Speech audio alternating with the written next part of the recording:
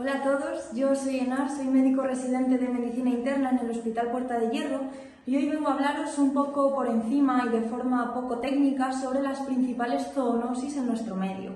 Vamos a hablar sobre la brucela, la enfermedad de Lyme, la tularemia, la fiebre botonosa mediterránea, la fiebre Q y algunas pinceladas sobre la actual viruela de mono. En primer lugar, ¿qué es una zoonosis? Debemos saber que una zoonosis es una enfermedad infecciosa que nosotros adquirimos a partir de un animal. Vamos a empezar hablando sobre la brucela. La brucela es una zoonosis, es decir, una enfermedad infecciosa que vamos a adquirir ¿a partir de qué animales? De aquellos animales principalmente de granja, ovejas, cabras y vacas. ¿Cómo la adquirimos? Pues o bien por el contacto directo con el propio animal o bien por el contacto con los fluidos de esos animales, la sangre, el material del parto, la saliva o incluso la leche de los mismos. Ojo, cuidado con aquellos granjeros que trabajan con todos estos animales. ¿Cuáles van a ser los síntomas que van a tener los pacientes con brucela? Por supuesto, al tratarse de una enfermedad infecciosa, vamos a estar ante un paciente con fiebre alta, que poco a poco va a ir desarrollando otros síntomas. ¿Cuáles van a ser? Lo más habitual es que el paciente empiece a desarrollar una epididimoorquitis, es decir, una afectación a nivel testicular, y luego poco a poco eso se va a ir extendiendo hasta afectar a grandes articulaciones, artritis sépticas a nivel principalmente de las rodillas e incluso puede llegar al hueso, generando osteomielitis, sobre todo a nivel lumbar. ¿Cómo se diagnostica esta enfermedad? Bueno, se suele hacer un primer cribado con una técnica que se llama rosa de Bengala y posteriormente PCR en sangre. El tratamiento es antibiótico. Vamos a hablar a continuación sobre la tularemia. La tularemia es una zoonosis algo más rara, pero que se alberga en animales de uso doméstico, los conejos. ¿Qué clínica van a tener, qué afectación sintomática van a tener los pacientes con tularemia? Como siempre, al tratarse de una enfermedad infecciosa, van a empezar con un cuadro febril y posteriormente van a desarrollar una lesión, una úlcera, a nivel del lugar en el que el conejo haya mordido, ¿vale? O en el lugar en el que se haya insertado la garrapata procedente del conejo. Esa lesión ulcerada se va a acompañar de una adenopatía que va a ser regional, es decir, va a estar muy cerquita de la lesión que ha producido el conejo, de esa lesión ulcerada. El diagnóstico se realiza por serología y el tratamiento una vez más va a ser antibiótico. Vamos a hablar ahora sobre la enfermedad de Lyme. La enfermedad de Lyme es de nuevo una zoonosis que nosotros adquirimos, ojo, a partir de garrapatas que pueden estar en una gran variedad de animales, sobre todo mamíferos terrestres. Esta garrapata, al producirnos la picadura, va a generar una enfermedad que evoluciona en 3 estadios. El primer estadio es un cuadro catarral con fiebre alta que se acompaña con un exantema muy curioso y muy bonito de ver, que es lo que se conoce como un exantema migratorio. ¿En qué consiste este exantema migratorio? Vamos a ver un paciente que tiene una lesión en diana, es decir, una región rojiza central en la cual se ha insertado la garrapata acompañada alrededor de un halo rojizo, de manera que da una lesión como si fuese una diana. Y lo característico de esta lesión o de este exantema es que va migrando, que cada día vamos a ver esa lesión en una parte del cuerpo diferente. Cuando el paciente termina, digamos, este estadio 1 de la enfermedad, se inicia el estadio 2. El estadio 2 es una afectación mucho más grave en la que los pacientes desarrollan bloqueos auriculoventriculares a nivel cardíaco, es decir, arritmias graves, y pueden incluso evolucionar paralelamente con afectaciones a nivel del sistema nervioso central, meningitis, encefalitis y lesiones crónicas. Cuando los pacientes, si es que consiguen pasar este segundo estadio, llegan al estadio 3, digamos que desarrollan una afectación más crónica, que consiste en artritis, sobre todo a nivel de las pequeñas articulaciones de las manos, y un exantema mucho más vulgar. El tratamiento, como siempre, es antibiótico. La cuarta zoonosis de la que vamos a hablar hoy es sobre la fiebre botonosa mediterránea. Se trata también de una de una zoonosis producida también por garrapatas, igual que la enfermedad de Lyme. ¿Y qué clínica van a tener estos pacientes? Bueno, nos vamos a encontrar con un paciente febril, como siempre, que va a tener una lesión necrótica, ¿vale? Una lesión necrótica como la que tenían los pacientes con tularemia, pero que no se acompaña de adenopatía. ¿vale? Sino que se acompaña de una afectación palmoplantar, un exantema pustuloso y vesicular a nivel de palmas de las manos y plantas de los pies. Es interesante saber que estas garrapatas tienen especial tropismo por el cuero cabelludo, ¿vale? De manera que siempre ante la sospecha de una fiebre botonosa mediterránea tenemos que ver el cuero cabelludo de las personas.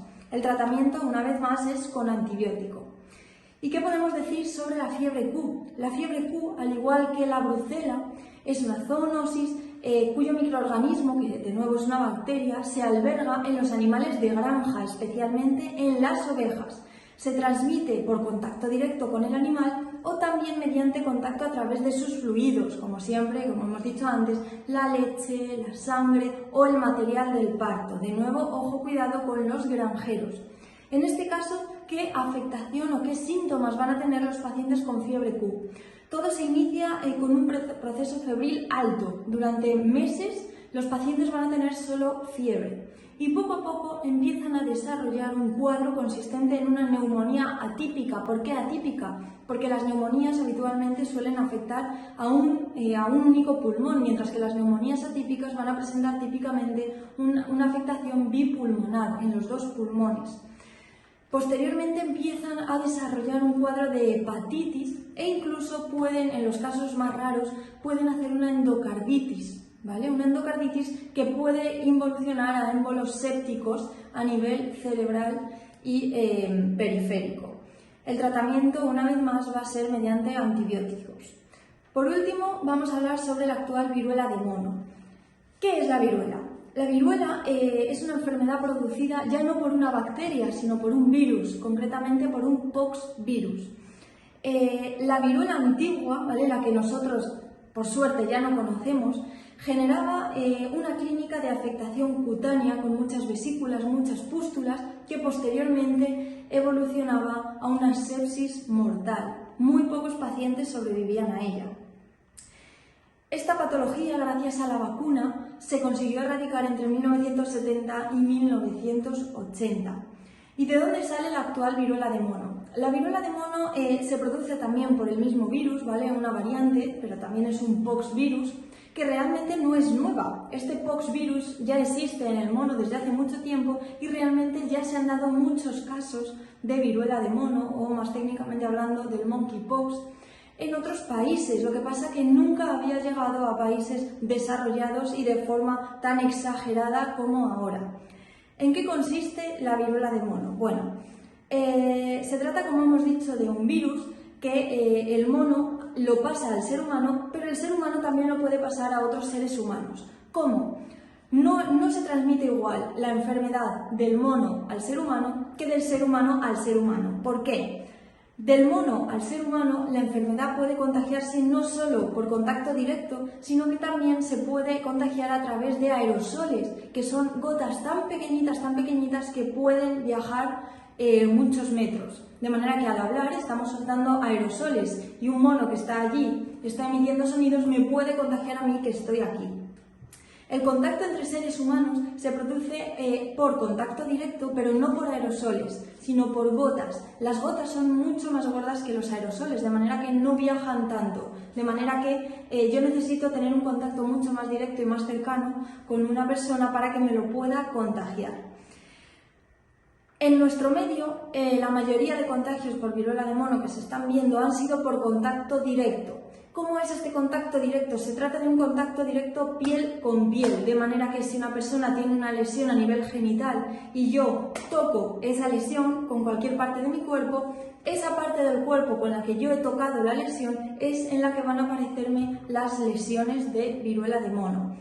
Pese a que todas las lesiones se inician a nivel en el que se ha producido el contacto, posteriormente se van a extender por el cuerpo. ¿Por dónde? Principalmente por tronco, piernas y brazos y palmas y manos. Aunque es cierto que la mayoría de los casos son leves y producen únicamente afectación cutánea con pequeñas vesículas, pústulas que luego evolucionan a costras, es cierto que podría evolucionar a una afectación más grave produciendo encefalitis. No obstante, en España no se ha registrado todavía ningún caso de encefalitis de viruela de mono, gracias a Dios. ¿Cuál es el tratamiento de esta patología? Bueno, Pese a que se están probando distintos antivirales, porque recordamos que se trata de una enfermedad producida por un virus, aunque se están probando distintos antivirales, no hay ninguno establecido en las guías para tratar la viruela de mono, de manera que se está realizando un tratamiento sintomático, únicamente pues ibuprofeno, paracetamol para aquellos que tengan fiebre y cuidado pues mediante cremas, apósitos de las lesiones.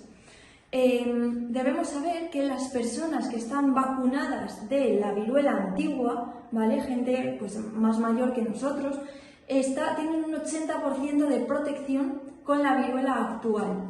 Se está estudiando la creación de una vacuna contra la viruela de mono, aunque actualmente no ha salido al mercado, y en el día en el que salga probablemente no se vacunará a la población general, sino que irá dedicada únicamente a personas de riesgo. Y poco más, ¿vale? Me despido, un beso para todos y nos vemos pronto.